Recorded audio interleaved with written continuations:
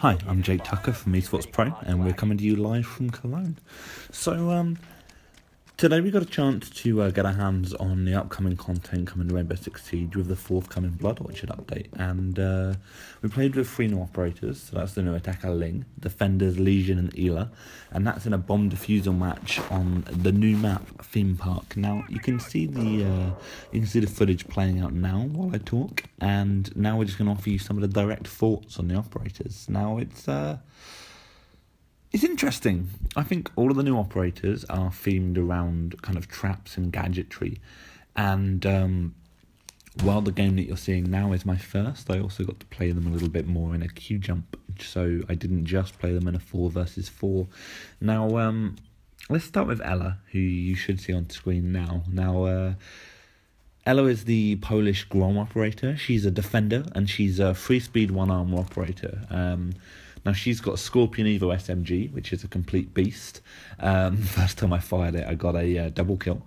And she's also got the Silent 612 shotgun. Now, I mean, what Ela does primarily is she runs around the place flanking. Now, her weapons are very, very powerful up close.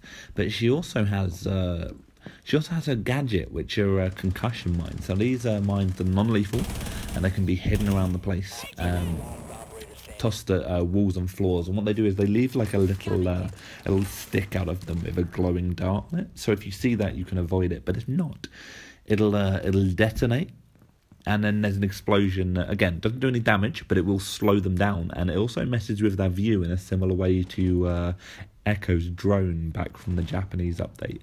And that means that you can actually throw these mines around the place to cover your flanks, you know? So as you are charging in on people, you can cover all your flanks with this mine, and then if someone kind of tries to outflank you, or they rotate to defend against your flank, you could make it much easier for yourself to clean up. And I think this is a really powerful thing, because at least for Pro League, she's going to be played anyway, because she's a 3-1 operator, so she's free speed 1 armor, and they see a lot of play professionally. But it also means that she can actually defend herself while she's out roaming. So I see her being played as a slayer, so that basically means she'll be running around the place killing as many people as possible. And I feel like she, at least, was the one that immediately clicked for me. Now, Ling, the new attacker, is 2 speed, 2 armor, and she's an operator. She has a lot of firepower, so she brings the T95 LSW, so that's a light machine gun, and it's quite controllable because it's a bullpup, and that means it's got manageable recoil, and it's got masses of ammo, so you can use this to literally shred walls. Now, she's actually the only attacker added to the party with this, and she also has the 612 shotgun, which every operator has, although hers is not silenced. And I mean, both of her weapons are very loud, but that doesn't make any difference, because her gadget is a trio of devices called the Candela devices. Now, a Candela is a ball filled with flashbangs, basically, and you can use it to blind everyone around you. And Ling's immune to her own flashbangs, but they work in an interesting way, because you can throw them as a grenade, and you can also put them on a wall like fuse, and you can blast through in the same way that fuse's cluster charges go off, blinding everyone in the room. But the longer that you hold the button when you deploy the device is the fuse, so you can throw a grenade really closely at someone and you can blind them instantly, or you can throw it and hold it down for a longer fuse, so you can bowl it through a drone hole, or throw it through a window, or you could time it so that just as you assault the room, everyone in it gets blinded.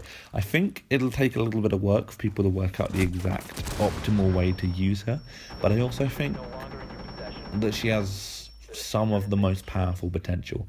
I mean, when pro players get hold of her, there's a chance that they could quickly work out how to get her flash to go off exactly as they enter a room, and it's much easier to shoot a room full of blind people. Now, this is interesting because she could prove very, very popular in a lot of Rainbow Six Siege's hostage situations, because in a hostage, fuse is always popular because they're reinforced in a room. The problem is that if you use fuse on the actual hostage room, you'll kill the hostage, whereas in this case, because it's entirely not damaging, there's more of an option there. Now, the third operator is Legion. Now, Legion has, he's got the 612 SD. You should be familiar with that by now. Everyone's got that, everyone has that shotgun. And he's also a 2-2 operator, but he has a T5 SMG, which honestly felt a lot weaker than Ela's Scorpion Evo. And I think that's because Legion's gadget is very powerful. Legion has these things called goo mines, and they're basically cloaked caltrops. You can toss them on the floor, and they're invisible pretty much unless you've bought IQ, which is another buff for IQ. Players that step on the goo mine, they are unable to run, and they're stricken with motion altering effects, and that basically means like you start tilting again like Echo's drone, you can't run, and also you get a damage over time effect. So you can actually stop all of these effects, but you have to pull the caltrop out yourself, and that means that you need to obey an on-screen button prompt. So what you do is you hold down F and you pull it out of yourself, but while you're doing that, your gun is down, you cannot defend yourself, and you can't run off anywhere safe to do it because you can't run. So while players can push on with those disorientating effects, I think in reality, I'm losing my voice, but we can blame this on Gamescom, right? I think in reality, you're going to need to immediately take care of this issue. Now, effects that disorientate players are really powerful in Siege because a lot of the battles, especially as we get to a higher tier level of play, they're won by whoever lands the first headshot or whoever can put a burst accurately into the other player. Now, when you mess with someone's vision and also disable their ability to run, the goo mines are really punishing. So if you're ill-prepared, if you can't put down proper covering fire, or if you catch the attacker's roamer with the goo mine, then they're weak and you can take them out.